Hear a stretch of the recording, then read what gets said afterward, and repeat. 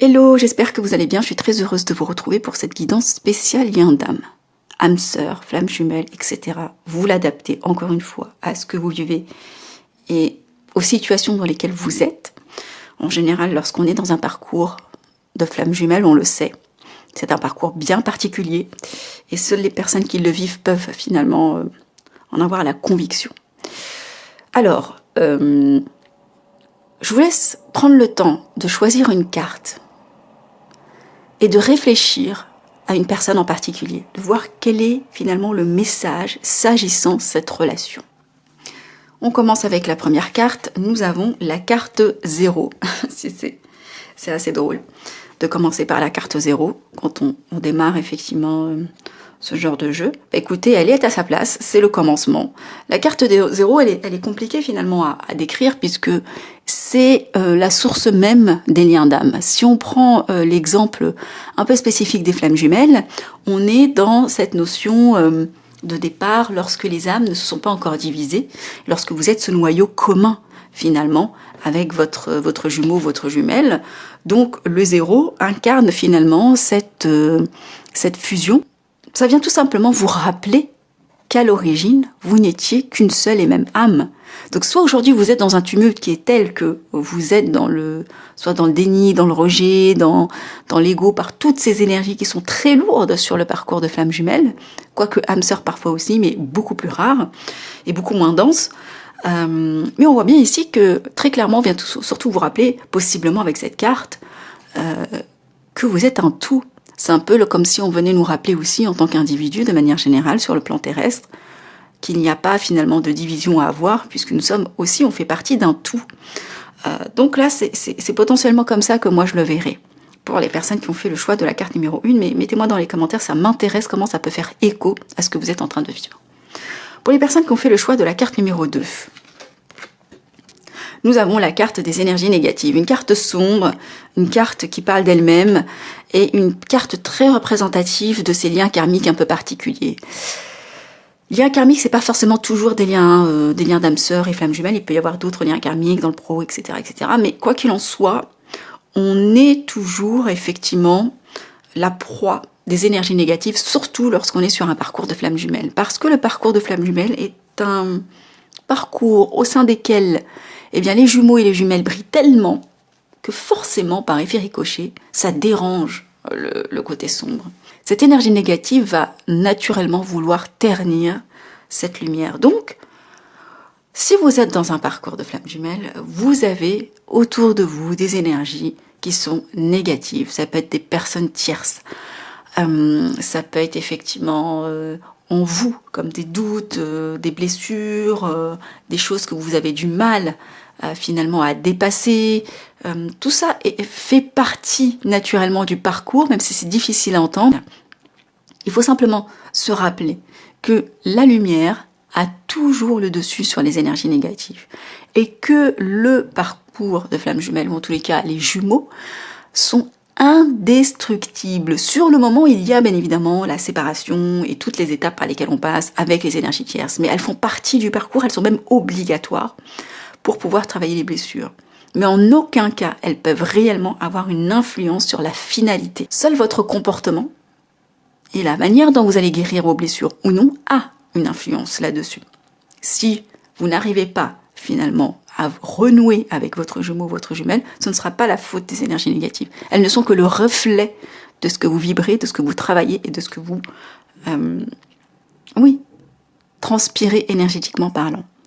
Donc là, possiblement, des personnes sont entourées d'énergies très lourdes et on le sait que ce sont des énergies très compliquées sur ce genre de parcours. Il y a peut-être quelque chose à regarder ici, si vous avez tiré cette carte, c'est peut-être ça qu'il faut travailler.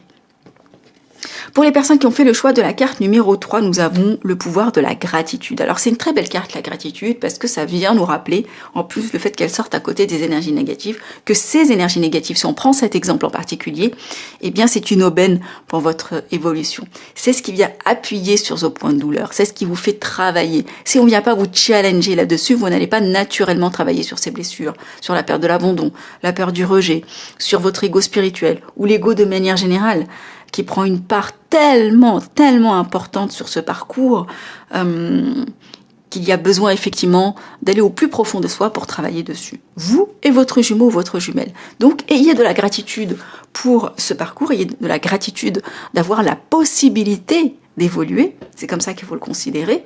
Oui, c'est difficile, mais on me donne la perspective et la possibilité d'évoluer et de travailler sur mes blessures. Et en ça, je suis en gratitude parce que je sais que demain, je serai plus fort et plus forte qu'aujourd'hui. Ensemble, on sera plus fort. Pour les personnes qui ont fait le choix de la carte numéro 4, nous avons l'ego spirituel. Bah tiens donc, bah justement, je me suis souvenue d'avoir tiré. L'ego spirituel, c'est vraiment, avec les énergies négatives, avec les énergies tierces, j'entends par là, c'est vraiment le plus compliqué sur le parcours. Même dans les liens classiques, etc., dans les interactions de manière générale. Il y a l'ego et l'ego spirituel. L'ego spirituel, c'est quand on pense effectivement avoir tous les acquis et qu'on n'a plus besoin de travailler sur soi. C'est extrêmement dangereux. Autre chose, c'est l'ego en tant que tel. C'est ce qui va venir bloquer un petit peu les énergies entre votre jumeau et votre jumelle.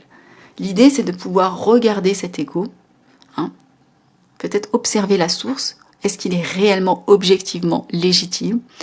Son devoir à cet ego, son rôle, sa mission, c'est de vous faire croire finalement que ceci, que cela. Mais c'est à vous justement de travailler sur vous et de dépasser cet ego. C'est en ce sens que vous allez travailler en disant ok, là je vais être un peu plus objectif. C'est pas mon ego qui drive ma vie, c'est ma sagesse et c'est un choix.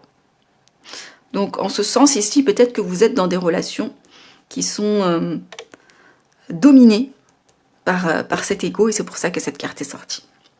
Pour les personnes qui ont fait le choix de la carte numéro 5, nous avons l'intuition.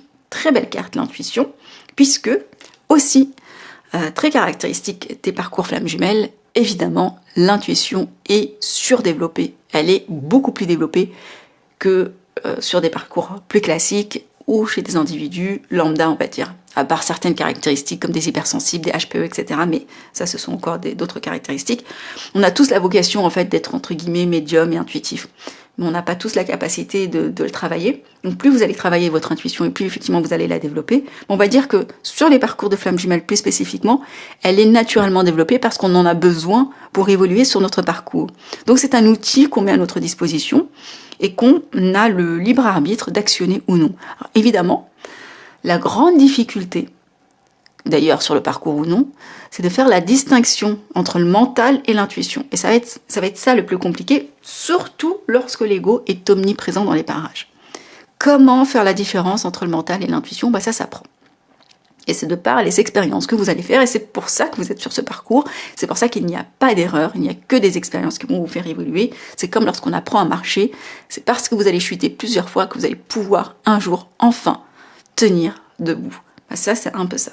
Donc l'intuition, ici, peut-être que cette carte est sortie pour vous rappeler qu'effectivement, vous avez l'intuition suffisante dans la situation à laquelle vous pensez. Peut-être qu'on vous rappelle qu'il est possible ou conseillé d'écouter son intuition. En tous les cas, il y a quelque chose ici d'évident en lien avec votre petite voix intérieure. Et enfin, pour les personnes qui ont fait le choix de la carte numéro 6, waouh, nous avons le bonheur.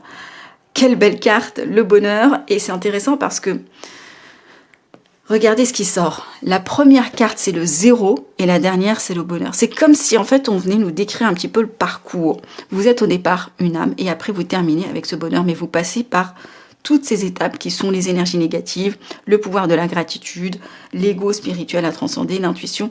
C'est de démarrer avec ça et de terminer avec ça.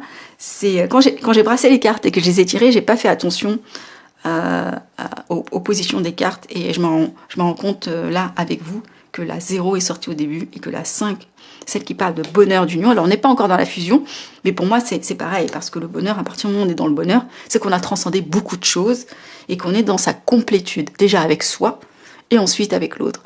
Et c'est aussi une manière de rappeler que sa propre complétude ne passe pas par l'autre. Tant que vous pensez que votre bonheur dépend de l'autre, vous n'êtes pas dans votre chemin et vous n'arrivez pas à la fusion, tout simplement. Parce que le but ultime, c'est de vous faire comprendre que il faut déjà vous aimer vous-même. Et c'est parce que vous allez comprendre et réussir cet examen que vous atteindrez effectivement le bonheur, celui d'être ensemble, mais tout en étant bien déjà avec soi-même. J'espère avoir été claire Et j'espère en tous les cas, et surtout que ces messages ont pu vous éclairer, vous apporter des éléments de compréhension sur ce que vous êtes en train de vivre actuellement en lien d'âme, quel qu'il soit. En tous les cas, si vous avez envie d'approfondir en fonction de vos énergies individuelles, vous avez le lien en bas de cette vidéo pour booker une guidance privée avec moi. Sans quoi, je vous souhaite beaucoup de bonheur, beaucoup de courage, beaucoup de résilience. Prenez soin de vous. À bientôt.